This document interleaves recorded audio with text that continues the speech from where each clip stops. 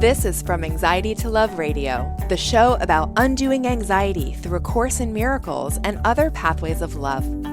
Gain insights and tools to deepen your awareness of the peace that already exists within you. I'm your host, Corinne Zupko, author of the award-winning and best-selling book, From Anxiety to Love.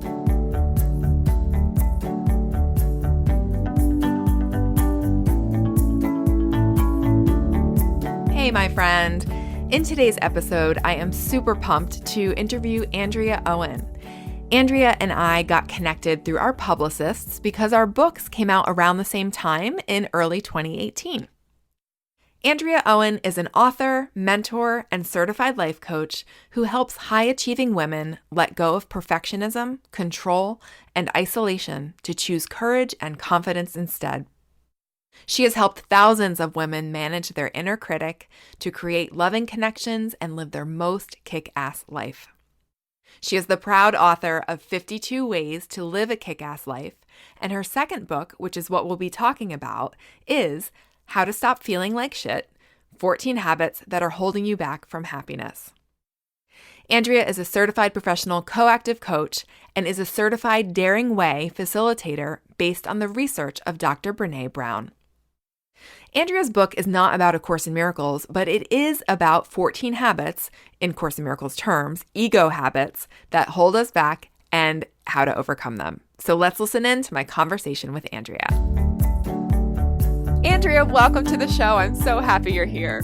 I'm so excited to be here, Corinne. Thanks for having me. Yay! So we're going to dive in today. Andrea wrote this amazing book called How to Stop Feeling Like Shit. And Andrea, I'd love to begin with, would you just tell us a bit about your story and how you came to write this book? Yeah, well, I mean, the whole journey is like my whole life brought me to write this book. And it really came from, more specifically, it came from just paying attention over the years to, as a life coach and mentor to women, paying attention to the patterns that I was seeing over and over again with my clients, and not to mention in my own life. And I wrote a book previously that was sort of the precursor to this. And then I was also certified in Dr. Brené Brown's work on shame resilience and vulnerability and connection. And she talks specifically about a few of the behaviors that I talk about in the book. But upon further digging into it, I realized there was this whole sort of library of behaviors that many people do, not just women. My primary audience is women, but that we just do out of habit that we've learned over the years to cope. I mean, these are our coping mechanisms. And I know that your audience struggles with anxiety. And I personally was diagnosed in 2003. So it's been 15 years with severe anxiety and panic disorder. And it's been quite a journey in learning how to manage that. And I'm super happy to be here to talk about it. Oh, I'm so happy. And we're really going to dive in because I love how in your book, you're talking about these 14 habits that hold us back from being happy. And from a course perspective, I could call those ego habits because yes, they're totally ways that the ego shows up. And I really want to dive into what you mentioned about shame and vulnerability, but I'd love to back up because there's a big Course in Miracles parallel with that.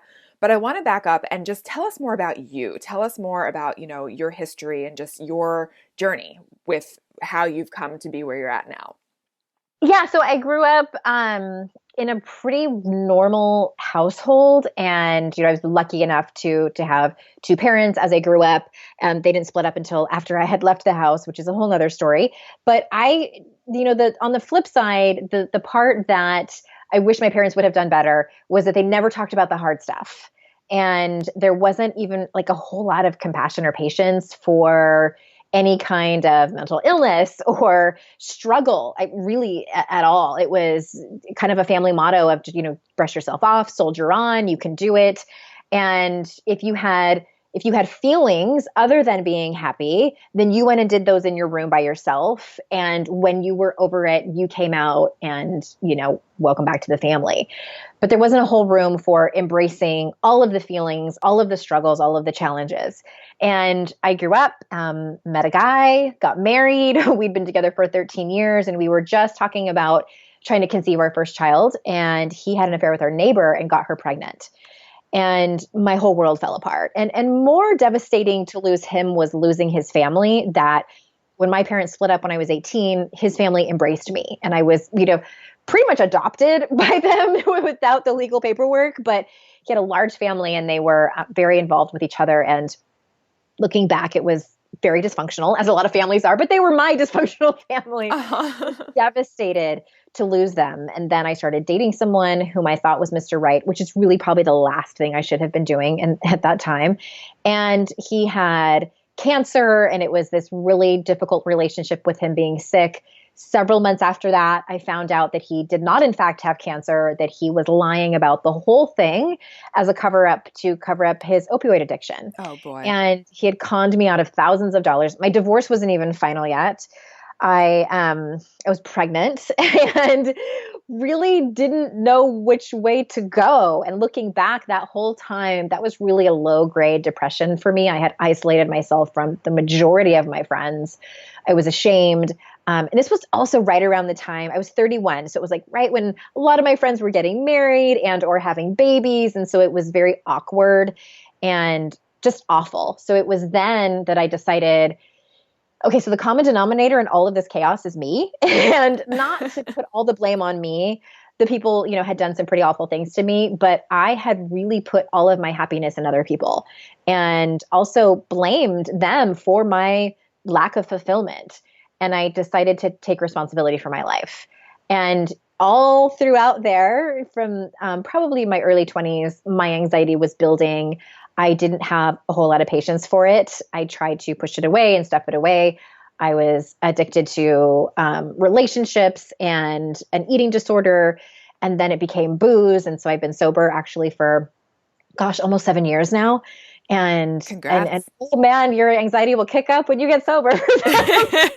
Yeah. Learn how to manage it sober. Thank you for that. Congratulations. And yeah, so that was like, I know I just talked really fast and threw a bunch at you.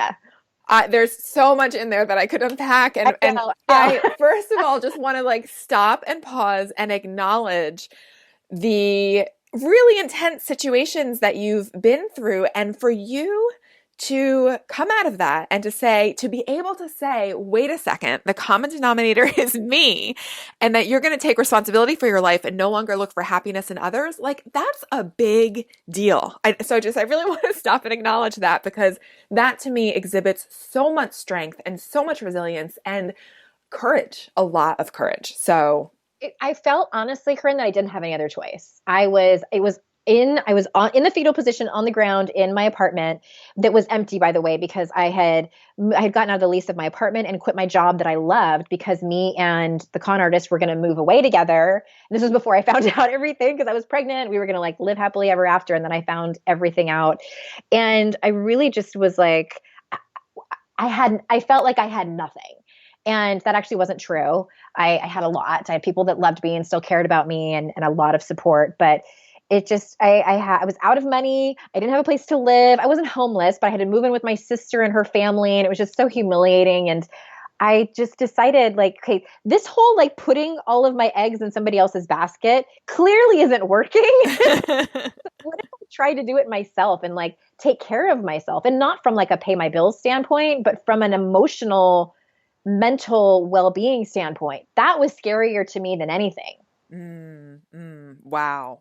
I, again, just want to acknowledge, for anybody listening when you feel the walls are crashing down all around you, for you to say that you felt like you had no other choice, it literally brought you to the ground in the fetal position, and there's rock bottom, right? And so then at that point, it becomes a beautiful opportunity for there to be nowhere to go but up.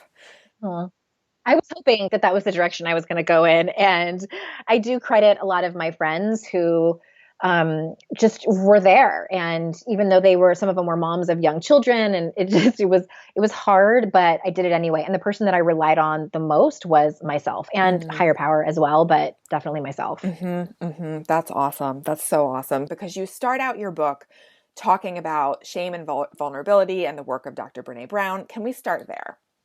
Sure. Yes. And I think that's such a great place to start, because I was really surprised that my work had to do with shame, because what I hear a lot from my clients and people in my community and myself too, it's like, I don't walk around feeling ashamed. I haven't done anything in my life that is so shameful that I haven't told. I think, we've all done things that are shameful, but nothing like gigantic where it's this big thing that I think about every morning when I wake up. And what I learned was that anytime we are engaging in pretty much all of the behaviors that I mentioned in the book, people pleasing, perfectionism, hiding out and isolating, we do it as an effort to try to protect ourselves from shame. That was sort of the aha moment for me. Even the inner critic, negative self-talk that all of us have, a lot of that is rooted in shame. Those are our shame triggers that are, that are manifested as words, or for some people, it's just a feeling. So hopefully that makes sense, that it really is an effort for us to avoid shame when we are participating in the behaviors. Yeah. So what is shame? What you just said, that you mentioned this, and I remember you saying this in the book, that like typically we think about shame as like that moment when, some like really bad thing that we did comes out in the open, and it's like, oh my gosh, we feel so shameful that happened. But the way that you actually defined it and worded it in the book was a little bit different than that. Yes. And I love that resonated with you, because sometimes the definition of shame can be a little clinical. And the way I describe it is that feeling of feeling other than, or the fear that you are going to be rejected from the group. And that might not be from a literal sense, but I think we've all been in middle school where somebody has made like a snide comment about what we're wearing or anything about us. My son's in fourth grade and he's already starting to experience this. And what I'm glad about is that he's telling me the feeling of being left out. Or I give an example in the book about a meeting I was in when we had just moved to North Carolina. My son was starting the first grade, and he's high functioning autism. And so we had a meeting with some of the powers that be, and I had just met these people, and it was all women, teachers and principals, et cetera. And we're chatting before the meeting, and then we go in and they're reading his health history out loud at this meeting. And all of a sudden they say, and Colton lives with his mother and father and sister. His mother has a history of alcohol abuse. And then like she keeps reading from the health history. And I'm like, in that moment, just like, holy crap, what just happened? And I knew I was in shame. And the thing is like, I know I've been sober for several years, but these people don't know that. And immediately the thoughts came in of, oh, are they judging me? Are other parents going to find out and then not want their kids to play with my kids because I have a quote unquote history of alcohol abuse? And it's moments like that where sometimes they're fleeting. Sometimes they quickly change over into just embarrassment. And we all experience it. If someone's trying to sell you like how to become shameless, run, because there's no such thing. It's a normal human emotion, just like being happy or scared. It's just part of our life. That's big. And I'm so glad. Thank you for sharing that story. And I want to actually quote you quoting Brene Brown in your book. You said that Brene Brown describes shame as the intensely painful feeling or experience of believing that we are flawed and therefore unworthy of love and belonging. Something we've experienced, done, or failed to do makes us unworthy of connection. So what you just said now, and reading that quote in your book, a light bulb went on in my head, because I too didn't really feel like I could connect with the term shame, but like you're clearly saying, we all feel it. And just to make a quick Course in Miracles parallel here, A Course in Miracles talks about how we carry unconscious fear and guilt. And that, to me, that definition that I just read and what you just shared really is reminiscent of, carrying around fear and guilt that we're somehow flawed, we're somehow unworthy, we're not worthy of making a connection or being truly loved. So that was a big aha moment for me. So thank you for that. Yeah, and I think sometimes even Brené's definitions can be clinical because she's in academia and that's what she does in social work. But the way I think that quote from A Course in Miracles, I think that you could even replace guilt with shame, because the difference is guilt is a focus on behavior, like I did something wrong, and shame is that I am wrong. So my example that I gave of being, outed as someone who used to have a drinking problem, if I felt guilty about it, that would mean that I felt like it was not a great thing that I drank too much sometimes. But shame is I am a bad mom because I was an alcoholic. They're very different. And some people say like, oh, it's just, semantics. And I disagree. I think that, and there are studies, I mean, I could go into the studies about what the behaviors are of people who are more guilt prone versus shame prone. But I think that it's important to make that distinction in your own life of what you're actually feeling. That's so helpful. I think that was just such a brilliant way of I have not thought of the difference between shame and guilt before. So that was just so super helpful. Good. Thank you for that. What does shame have to do with the 14 habits that you write about in your book? Yeah, it's definitely when we are participating in these behaviors, then we are doing it as kind of a cover up or mask or armor, if you will, to try to avoid shame. Because if I'm employing, especially perfectionism, those are easy examples, or people pleasing, then, so for instance, I'll give you an example. Say I had messed up the time for this interview and you called me on Skype at the appropriate time and I am like, oh my God, I just got home from the gym and I'm not ready. Can you give me like 15 minutes to get ready? I have it's very risky that I could fall into shame, because I don't want Corinne to think I'm inexperienced, that I'm unprofessional, that I'm unorganized, that I'm a flake, et cetera, et cetera. We all have these kind of unwanted identities that we do not want to be seen as seen by other people. So what that means is what I might do is send you like just go overboard afterwards and say like, oh, let me connect you with this person that I think you would be just really going like above and beyond, basically ass kissing to try to make up for what I did because I feel some shame about it. Or really trying to, or just like never speaking to you again. Like maybe you reach out afterwards and say, oh, I would love to have you on the podcast again. And then just like ignore your email because I'm so ashamed about what happened. So that's, perfectionism and hiding out. That's what we do a lot of time to try to, just to figure out, just to cope is what I'm trying to say. And the reason I think it's so important and why I wrote the book is because yes, we all do those behaviors, but rarely, if ever, does that line up with the person that we want to be. I don't want to be the person that ignores you if you're reaching out to me. I don't want to be the person who brown noses when that's not really authentically who I am. So what I try to do, the point of the book is not to say, hey, Corinne, here's 14 things that you're doing wrong. I think you should probably fix those so you can be better at life like the rest of us. I don't want people to feel like that at all. What I want the win to be is that you recognize quickly when you're doing them so that you can try to employ different coping mechanisms that line up and make you feel better about the person that you are trying to be, that you are. What might be some of those coping mechanisms that we would do to not keep going with that pattern?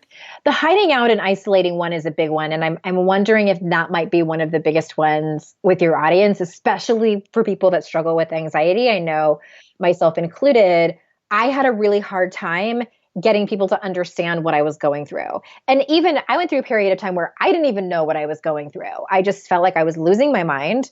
I didn't feel like I had support. I had little tolerance for mental illness and knowledge of it at all.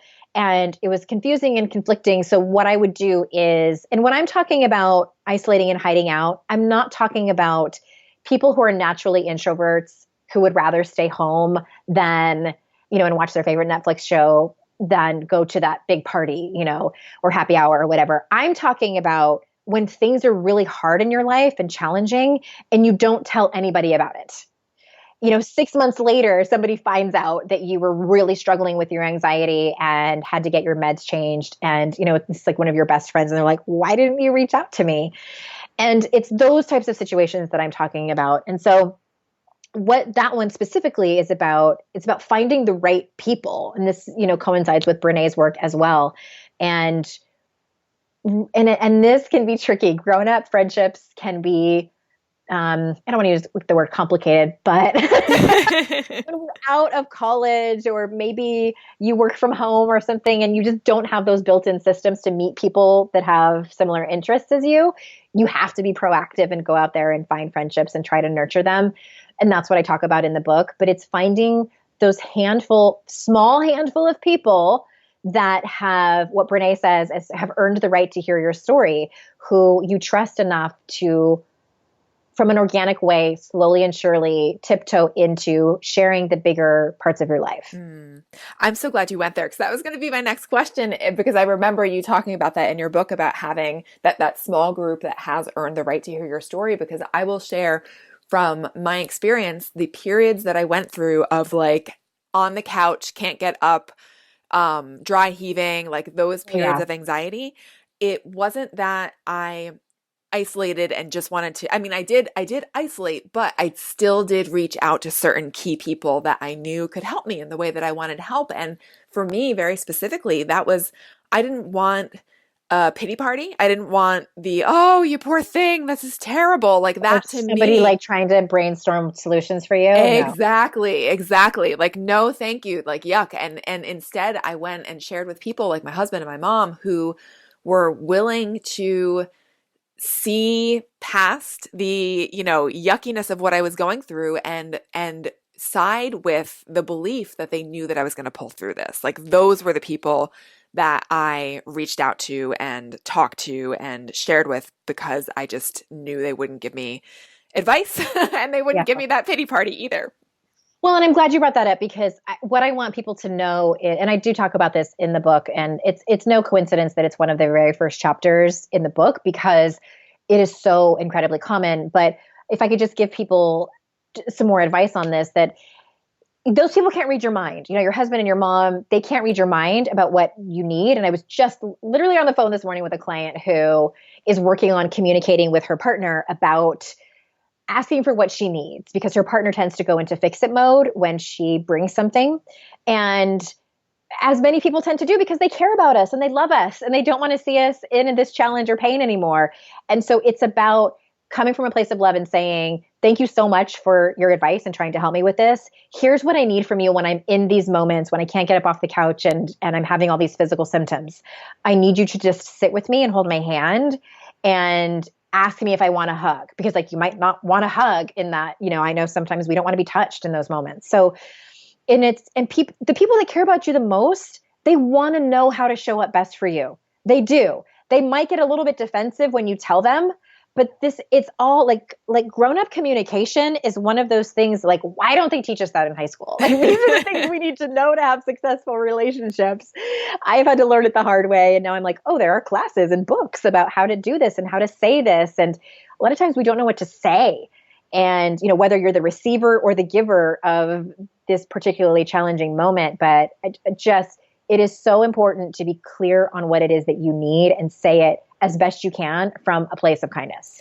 I am so glad that you went there, because that is just such an important point to remember, that people cannot read your mind, and we literally can teach those that we are close with, around us, how to give us that support. And I love how you worded it, saying that people want to know how to show up to you. They want to know how to help you. So that was so incredibly helpful. Yeah. Awesome, awesome, awesome. I'm wondering if you feel, if another one of the habits that you write about in your book is coming forward for you that might be relevant to share with my I'm audience. wondering, yeah, there's might be a couple of them, and you tell me, because you know your audience best. I would say chapter 3 about numbing out, Mm-hmm. or chapter 4 compare and despair, or you know what, even the self-sabotage. I think people who struggle with anxiety tend to self-sabotage sometimes either. But what do you think? Let's start with self-sabotage. I want to start Okay. there. Yeah, self-sabotage is that thing, that place that we go to where we usually know what's best for us, but we do something else anyway. And we do this for a couple of reasons. Sometimes we do it because we're so used to doing the other thing. We know what the outcome is going to be if we keep texting that ex boyfriend or girlfriend who is not good for us. It's a pattern that we know.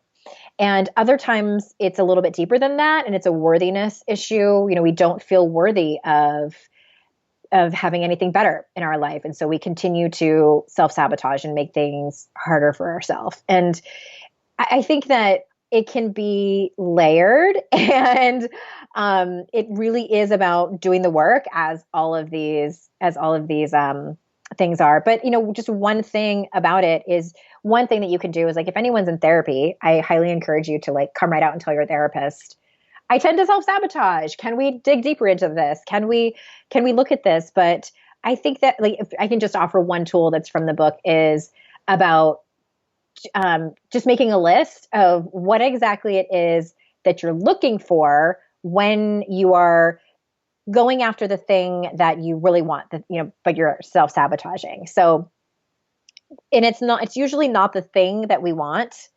It's, so maybe it's a promotion at work, and maybe you really want to get a raise or a promotion, but you keep showing up late, or you say that you're going to apply for the promotion and you don't, you leave early on Friday instead. So I would be really curious, like, what is it that you actually want? Because it's not the promotion, it's something else. And it's probably not even the money. It's something else like related to it. So is it the recognition?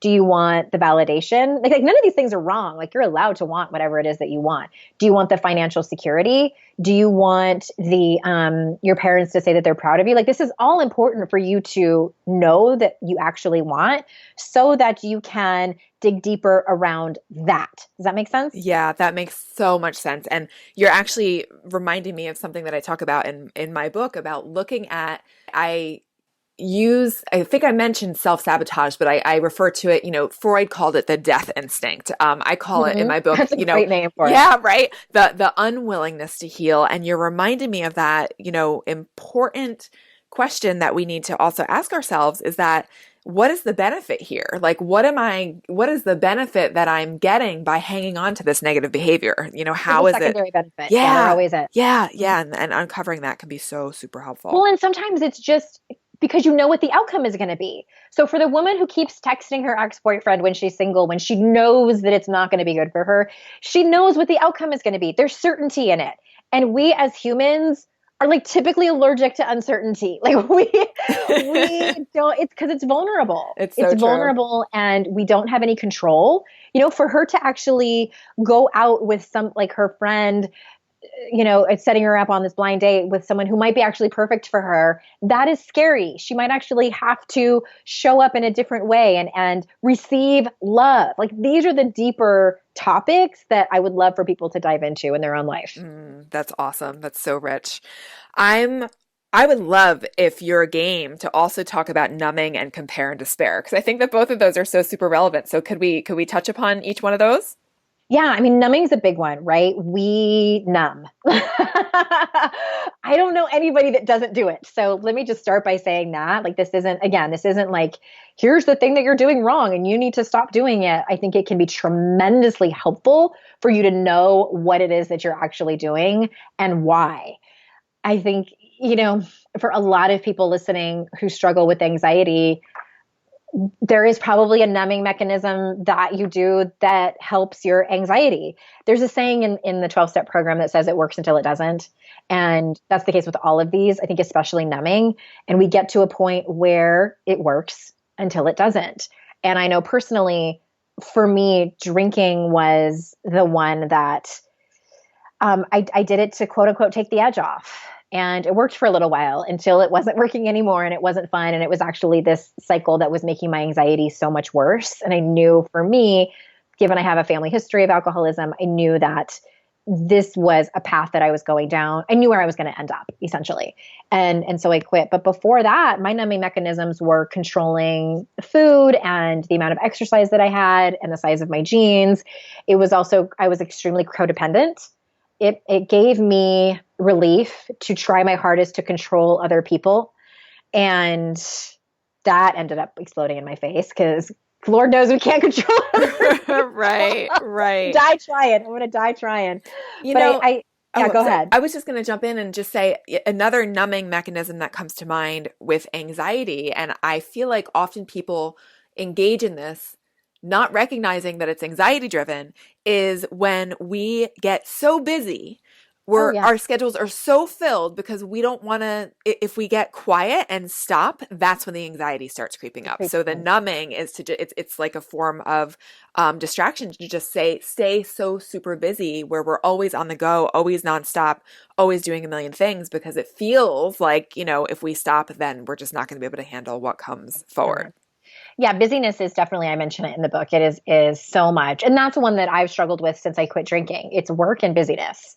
And I have had to um, intentionally create meditation practice and gaps of time in my calendar so that I can sit in that discomfort of what you were just saying, because it's a practice. It's rewiring your brain to be able to do those types of things. And for me too, kind of jumping ahead a little bit, my anxiety does still creep up. I think the difference is now when it happens versus when it happened before. The anxiety is the same. It feels the same. But the difference is now is that instead of resisting it, I've surrendered to it. I got the word surrender tattooed on my arm for moments like that. And it's never comfortable. It's never fun. I would rather not. There's so many other places I would rather be than at home alone in my anxiety. But I have learned to sort of, I mean, for lack of a better way of explaining it, sort of like open the door and just say like, all right, you're here today. Come on in. I'd rather you not be here, but whatever. And, let anxiety dance around the house for the day, do whatever it is that I can, watch my caffeine intake, et cetera, et cetera. And then the next day, typically it's gone. And the more I tried to like close the door on it and like stack furniture in front of the door, the worse it became. So Yeah. And what you're talking about is not bypassing, not taking even a spiritual bypass of like, oh, I'm just going to not feel my feelings and I'm just going to do my Course in Miracles lesson and just, try to pretend that everything's okay until I get there. You're talking about facing your feelings. And I love in your book how you could you speak about what controlled emoting is? yeah. So controlled emoting is, and honestly, one of the biggest wake up calls for me when I got sober in 2011 was learning how to feel my feelings. I remember the first time that something big happened in my life and I could not turn to alcohol, where I had to sit through it. And I'll tell you what, I don't know if anybody listening can relate to this, but I had a subconscious belief that if I walked through those really challenging times, that I would not make it out alive. I really felt like it was too big for me. Like if I opened up Pandora's box, I might never stop crying. And that was too scary for me. So controlled emoting is like when you know you have this big thing that's happened in your life and you have been avoiding it. For a lot of people, it's family of origin stuff or some kind of trauma, which, PS, of course, I have to say, disclaimer, if you have big trauma, please go and see a professional to work through that. But I think for many of us, there can be some sadnesses that we have where we've been avoiding it. And it's really quite simple. You just get out whatever sad music really does it for you. If it's Adele, if it's, whatever, and get out photographs that might sort of jog your memory in that, or, get into your bed and just feel it. Just feel it. For some people, it's writing about it, journaling about it, and then whatever comes, whatever waves kind of feels like it's crashing over you, let it crash over you. And I just want to say one more thing about it. It's trust that, and maybe set the intention where you trust that you will be okay on the other side. I think one of the biggest lessons for feelings is, even just asking myself the question, what if feelings were just information? What if it's just my body knowing what to do? When you have to sneeze, like you can't hold that back. Your body is like trying to get out whatever it is. I don't know what happens to your body when you sneeze, or like sweating. Your body's just like, it's like a cooling system. What if crying was just the same thing? It's so interesting to me. I'm like, what if it was that easy is what I'm trying to say. I love that. I love that. Thank you so much for that. That's so, so super helpful. And with controlled emoting, like, if you need to feel like is going to be an end, could you like set a time? Like, I'm going to do this for 30 minutes or. Yeah, you can put a timer on it. And then even, if you're going to reach out to a friend and say like, I'm going to do this, can you text me at 4:30 and just check in on me and see how I am, or, Awesome. text me tonight to see how I am. I love that. I love that. Thank you. Thank you. Thank you for that. Yeah. I'd love also now to just touch on compare and despair. My favorite. Nobody struggles with that, right? Oh boy. There's, one of my favorite quotes is comparison is the thief of joy. One of the Roosevelts, I believe, said that. And so, yes, let's go here. I just would take it one step further than that. Like comparison will kick the crap out of you. It really, truly can take you from 0 to 100. I mean, have you ever done that before where you're feeling pretty good about what you're doing? You're like, oh, good, proud of yourself. And then you look over or you stumble on somebody else's website or, somebody posts something on social media and then you're back to feeling like the biggest loser that ever walked the face of the earth. For sure. I think it's happened to all of us. And I think that there's several, ways to practice combating that. And one of the things that I mentioned in the book is control what you can. And I talk about, I went on an unfollowing frenzy on Instagram. This is just an example, because I had followed all of these fitness people who, and at the time I was not working out at all. So my goal was, especially the people who did like these short little videos, these 1-minute exercise videos. I'm like, oh, that looks interesting. Like maybe that'll, like, come on. Like, did I really think I was going to like stop it at what I was doing, like while I'm sitting on the couch or the toilet and like do a bunch of leg lifts for a minute? Like that's going to get me in shape. I thought it was going to be motivating and inspiring, and it was not at all. And it, had quite the opposite effect. And, no offense to fitness people, that used to be my background. I love them and I think that they're necessary, but it just was making me feel crappy. So I unfollowed all of them and just was really mindful of it. And now what I do is when I find myself going down into that compare and despair crap, I have a mantra. It's the same mantra I say when my inner critic is getting chatty, which compare and despair is pretty much the same thing. And I say, well, that just happened. And I change what I'm doing. So it doesn't even really work for me to do positive affirmations. It doesn't, sometimes especially if I find myself getting jealous of somebody else's success, anytime it's a woman, I celebrate that. And I'm like, that is amazing for her. Like just celebrate the crap out of her success and then move on. But for the most part, I'm just acknowledging what just happened and move on from there. That's awesome. I love how you say that. Well, that just happened. Mm-hmm. And then you change what you're doing. And that just implies, well, that just happened. You're just noting it. You're witnessing it, seeing it come up, seeing it go, and then moving on. That's beautiful. Doesn't have a positive or negative charge to it. Mm-hmm. And really, like, I say this because that has worked for me. If you want to say positive affirmations in that moment and that works for you, go for it. If you want to, I'm just, what I say and do is not the gospel. You have to do what works for you. But I have found that putting a positive and negative charge on it, A, takes more effort to come up with words, which I don't have an energy for. And B is just, it doesn't work for me. So I just like neutral mantra, done. Awesome. I love that so much. This has been so incredibly helpful. I feel like there's so many delicious takeaways from this. And I'm wondering, as we wrap up, is there one piece of advice or one takeaway that you feel moved to leave my listeners with? I think that a few, but I think that especially people that struggle with anxiety, I feel like in some cases, and some people might like roll their eyes and like want to punch me in the face for saying this, but I think we're the luckiest. We feel harder than other people. The world is, I remember when I was really in the depths of mine, I used to close my eyes and imagine a zipper from my head to my leg and just like wishing I could like unzip and like crawl out of it. Like I wanted to crawl out of my skin. And I just felt like a raw nerve all the time.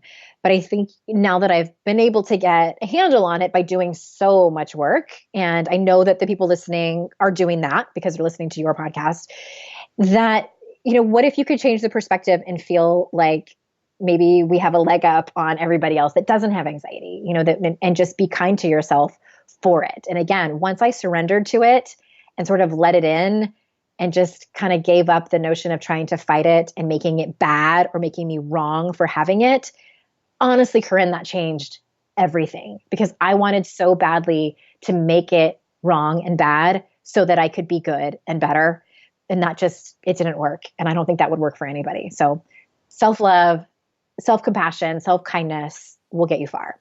That is everything. Andrea, thank you so much. Everybody, go out and get Andrea's book. It's How to Stop Feeling Like Shit, 14 Habits That Are Holding You Back from Happiness. And Andrea, I just have to tell you that I love the cover. It has this really colorful confetti all over it, and it's just beautiful. It makes me happy. I can't take credit for it. The people at Hatchet Books did that, but me too. I love because the font is very masculine, and I feel like, it's not like a heavy book. So the confetti is perfect. It's awesome. It's awesome. Thank you so much for joining us. Thank you so much for having me. Wasn't that a fun conversation? I absolutely love Andrea's energy, her passion, and her work in the world. So without further ado, here are my takeaways. Takeaway number 1, take responsibility. In healing, we need to take what I call radical responsibility. So whether you are a student of A Course in Miracles or not, we are always the common denominator in every situation in which we find ourselves. I was so inspired by Andrea. She was at rock bottom, and still, rather than get stuck in blame and in pointing the finger at others, she chose to take responsibility for her life. I really believe that this is the first step in making new choices, whether our choice is now for spirit or maybe some other change that we feel moved to make. Takeaway number 2, tell others how they can best help you. This point that Andrea made is so important because often we lapse into thinking that others should be mind readers and know how to best help us. As I shared, when I was in the throes of anxiety, I didn't want people siding with the unwell picture of me. I wanted people to see me and side with my strength, my wholeness.